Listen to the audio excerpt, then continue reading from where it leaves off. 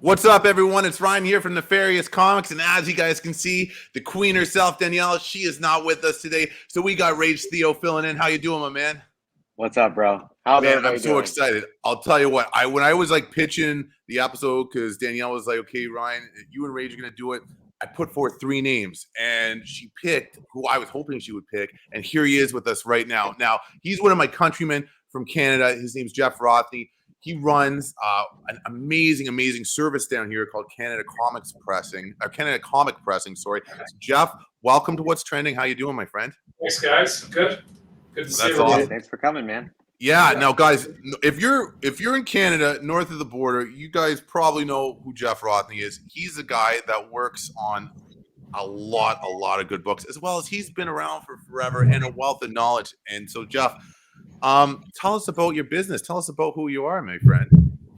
Well, I've been pressing for quite a few years. I used to do it just for myself, a couple other friends and all that. Then I decided, you know what? I've seen all these other people that are doing it, so let's make some extra cash. I guess about 3 years ago, I sort of went public, I guess you could say. And just business is booming, you know. The proof is in the results, as they say. A proof is in the results. In January. Hey, that's not a bad thing, right? That's awesome. January, I actually have to stop taking submissions, but then I'll be starting up again probably next month. That's awesome, Jeff. I'm going to show you something. You might recognize this, Jeff. I do. The ultimate Fallout 4. So, guys, I had an ultimate Fallout 4 1 in 25 variant. I had a 9.4. Jeff works the magic on it. Got up to a 9.6. Our friends at Comic Link just liquidated it for me. That was awesome. So it's such a broad topic, Jeff, and there's so much I want to talk to you about. But why don't we just start with like the 101? So what is comic pressing? Like, what do people use comic pressing for? What can you get rid of with comic pressing? Well, you know what? People use it for different things, right? Some people are flippers, so they want to get the max out of their books. So I'd say 70% of my business is moderns. Everybody wants that 9.8 grade, right? So they want to just, let's say, give them the best shot at getting a 9.8. Then there are some people that'll say, oh, here, this is my first comic I bought. And I'll look at it and I'll say, well, you know what? If you're going to slab it and press it, I'm not sure if it's worth it. But they look at it and say, well, I don't care because it's my first comic. So the one thing I get asked is, oh, is this comic worth pressing or grading? And I tell people, it all depends if it's worth it to you. Because, Ryan, for a book that you might want, let's say you might say, well, I need an 8.0 or better in it. And Rage, you might just say, you know what? I don't care. I just want it to look better. Like I've had 1.8s, and I'll tell people it's not going to get any better than this. Sometimes I just need the book. Yeah. Yeah, make it work as good as possible. You know, you got spine splits and you got chunks missing, but there's also defects that I can get out, and that's what I do. So, you know, you look for the non-color breaking creases, like your Ultimate Fallout 4 variant had there, Ryan, a couple of those. You get those out, but there are certain defects that you can't get out. You know, you have the color up, that's there. You know, you're losing. Now, do you take off like restoration? You know, like if there's color touch, things like that. Or, do you also do that kind of thing? You know what? Removing color touch is not that hard, but a lot of times you show people what the picture is going to look like afterwards, and then they go, right. Oh, because sometimes you'll get a book back. You're removing the color, like where they filled it in. So all of a sudden now the guy has 6 or 8 white pieces down the spine where somebody's taking a Sharpie in there. It actually looks worse. So little surgery. Yeah.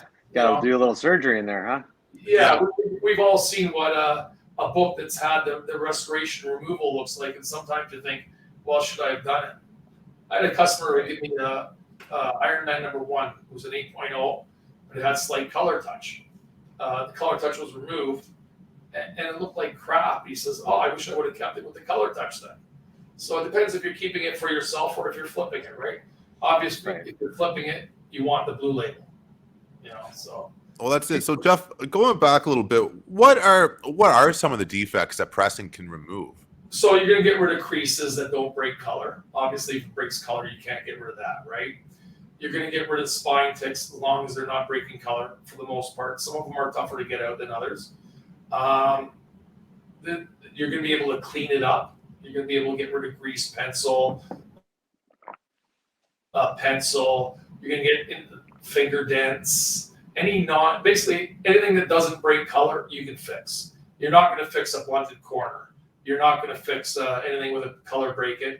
But basically any crease you can get out easily. So and make it look a lot flatter. Yeah, like you're kind of like a plastic surgeon for comics, you know? And so my question to you, and this is an interesting question, is you deal with a lot of people. What are some misconceptions? And is it often that you have people with unrealistic expectations coming in? 100%. 100%. So you're right when it comes to like a surgeon. As you know, I had that AF-15 come back, the 4.0 for the guy. Had a whole bunch of Marvel chipping, as we know, is quite common with that book. The previous owner had regular Scotch tape on the back.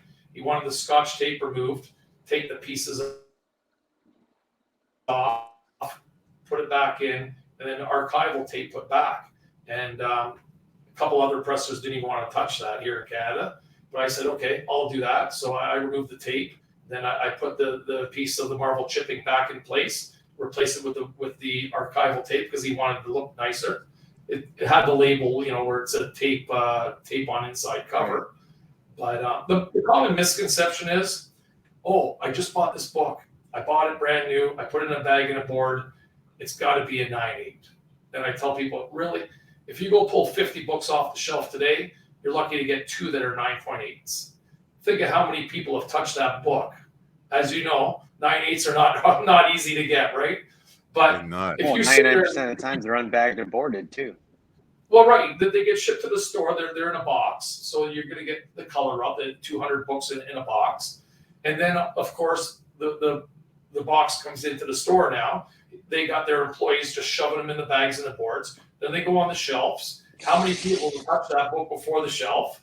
And it's unrealistic when people are expecting 9.8s all the time. Right. They're not easy. And you have some people that are a little bit either loose on their grading, and they'll give you 7.0s and think they're 9.4s, and of course when they come back in 7.0s, they think, oh, it looked really nice, and I said, well, I can see 9 color breaks on this, and then they'll turn around and say, oh, really? I said, yeah, you have to look at them under magnification in the right light, and you'll be able to see those things. But it's all about that reflection, It is. It's like it's nicer when it's yours when you're selling it. Right. All of a sudden it's a 9.4, but when they're buying it, they'll look at it and say, "Oh," they look at it a little bit more carefully when they're buying something. So everybody, I do get that quite a bit. Where I'll tell people, I say, "Did you notice the stain on the back?" And they'll say, "Oh no, I didn't notice the stain on the back." I said, "Did you take the book out of the bag?" I said, "Because there's 2 sides to the book. There's a front and a back." Yeah, you could read this thing, right? and most of the defects that I do see anyways are color up on the back. You'll see all kinds of stuff on the back of books that people just didn't see when they bought it. And nobody these days is taking books out of the bag and board. And that's the biggest problem. Well, no kidding. You're in such a hurry. And like as a seller, and Reed, you can relate to this too. There's almost 2 kinds of stocks you have to curate. You know what I mean? Like when I go to set up at shows, for me anyways, I find what really flies is like, your $100 low grade silver keys. Those are moving tons. Those are flying. But then, especially during the pandemic, and where I'm more comfortable because I make no claims about being an expert grader, and Jeff, I'm sure you and Rage will both blow me in the water when it comes to grading a book. I can kind of identify what tier falls. I tell people, if you're going to send your books to CGC, what you think is not even important anyways. I've got books.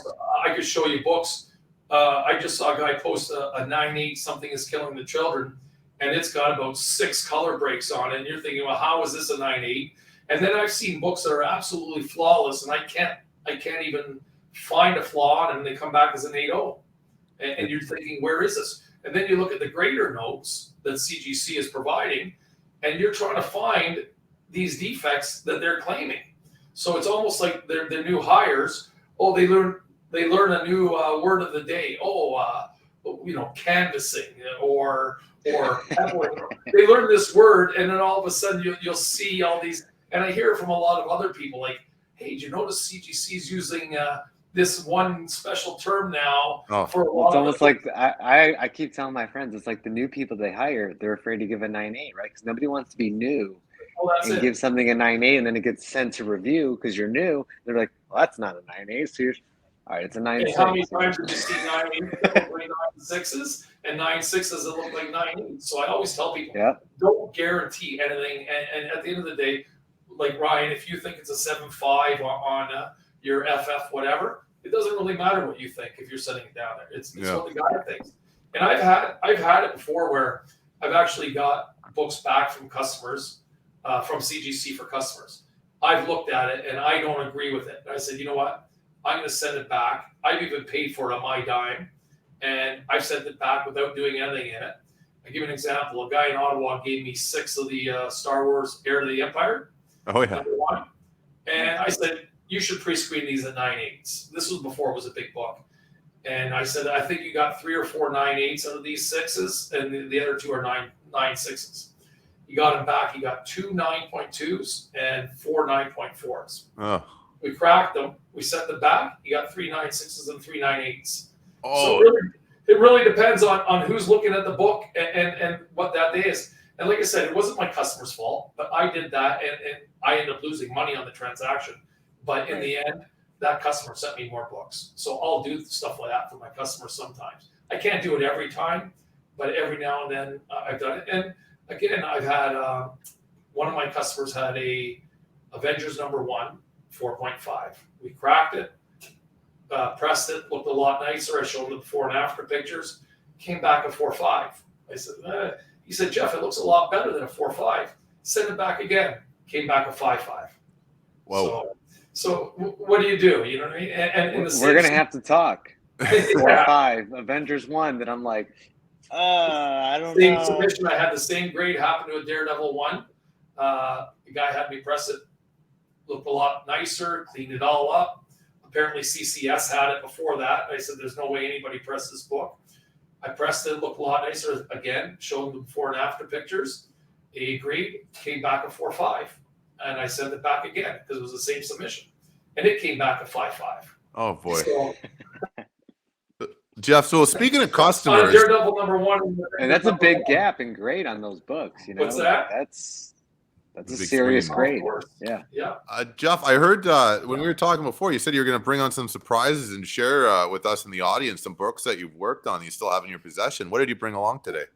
Well, most of the time when big books come in, they go back out because the customer, you get an ASM 1 or an AF 15. The minute they come in, the guy wants his books, right? But I'll reach back here and grab a couple. Ugh. All right. Oh, that's not what I want to do. We're going to go like this. So as you know, Ryan, a lot of the business that pressers do, right? We do a lot of cracking and pressing, right? Right. So here's a fantastic 4 #1, 5.5, right? Beautiful. $45,000, $50,000 book right now. Yeah, it was already a grail. Yeah. Right. And there it is now in your 6.0. Oh, So geez. Beautiful. a half point, but that's a $15,000-$20,000 half point. Yeah, So- what are those? That's got to be clocking, I think, 65, 70K maybe right now on a 6.5. I don't know. It is, and that's the same customer that gave me a ASM #1 that was a 5.5. Yeah, Same guy that actually had the Avengers #1 that we sent back. So Right. he had a lot in that 5 to 6 range. So he had an ASM #1, cracked and pressed it, went from a 5.5 to a 6.0 or something like that, or a 5 to a 5.5. Well, got him a half point bump, but that was probably worth $10,000 for him, so it was worth it. Now here's another book. Same guy that remember the AF 15 that I was telling you about earlier. Guy gave me a couple books. Here's another one. Rage, you'll like this Oof. one. 9.4 on that that. Now this book, I give you a little story on this because this guy was blown away by that on the 9.4. It's obviously a nice book, right? But he took it to another presser in Canada. The guy looked at the book. He says, "Oh, this spine is crushed so bad. There's no way this will get better than a 7, and I can't do anything for the spine." So he gave me this book along with some others with his AF 15, and of course, I guess the other guy just didn't know how to correct the spine. So this one here, the spine's corrected. It's a 9.4. I think it would have got a little bit higher if there wasn't a little bit of yellowing on the cover. You know? Right. Well, that's so impressive. he's happy with that. And today, I guess I'm going to crack one of my own books. I'm going to crack this one. I think you guys will like this one. Vampirella number 175. Oh, so, hey. Can you see it? Yeah. So I'm going to be cracking that one, setting it down. I know magazines are a little bit long, but that's going to go through as a walkthrough. So when I get that back, you've seen it there. It's a 7.5. Wait till you see when it comes back. I can imagine. I'm hoping over another. Well, geez, man, Jeff, that's exciting. So listen, why don't you tell us some killer books, man? Yeah, no kidding. And you know, I was fortunate enough to put in when Jeff got that 4.5 Amazing Fantasy 15 back. You know, it was for sale. I was fortunate enough. I was kind of in the mix. I was putting some offers. Unfortunately, it went a little higher than I had in my bank account balance that day. So congratulations on the sale and on the bump on that. And guys, make sure you check out Jeff Rothney at CanadaComicPressing.com and on his Instagram at Canada Comic Pressing. But Jeff, one thing, and it's always fun because we get on the phone, we end up talking forever. That's what I was telling Rage the other day. I like talking, you like talking, and you're a wealth of knowledge. And I love the history of the comic industry. And so tell us a bit, you've been around forever. You used to have a store in the 90s. And tell us about that, man. That's exciting. Well, what it was I'm a truck driver, let's say, by my career, right from out of high school. That's what I was doing. And I was making good money and I enjoyed the hobby. So I said, let's open up a store and have it as a fun thing to have. So I opened up a store. It was called Fantasy Comics. It was in Mississauga, about half hour past the airport in Toronto, right? And that's when Andromeda, which was run by the Silver Snail in Toronto, did all the distribution. So you get your book similar to the previous catalog, you do all your orders, and they would deliver to your store. Then all of a sudden, Diamond came along about a couple of years after I had it open, or maybe a year after I opened, something like that. Seemed like a short time then. And then it was a pain.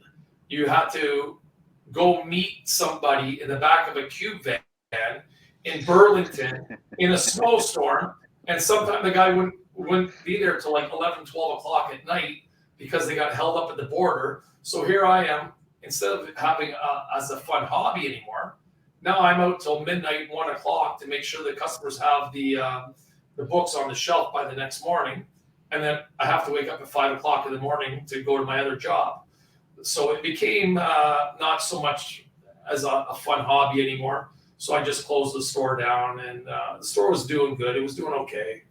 It was a small store. But the 90s were a weird time, though. I'm just going to keep going as it was. And, you know, so the whole transition when Andromeda went out and Ron at the Silver Snail ran that. Sure did. Perfect. Yeah, I wish they were still around. I'd still have my store if they were still around. And, you know, so I gave it up and just became a dealer. And that's what I was doing. And the cool. system that I do for pressing anyways has been tested for 20 years now. Basically, when pressing was something that you kept in as a secret because everybody, you know, was it restoration or wasn't it? Right. The guy who came up with my system, he started tinkering with these custom-made cold presses that I have that nobody else has. And he's been testing and tinkering with our system for over 20 years now. So when all these people claim, oh, I'm the first one, the guy who created my system of pressing, he was doing it 20 years ago, which I almost believe he was the first one pressing. And he just only presses for himself. So he told me, take my system and run with it. That's a real flex. There you go. Yeah.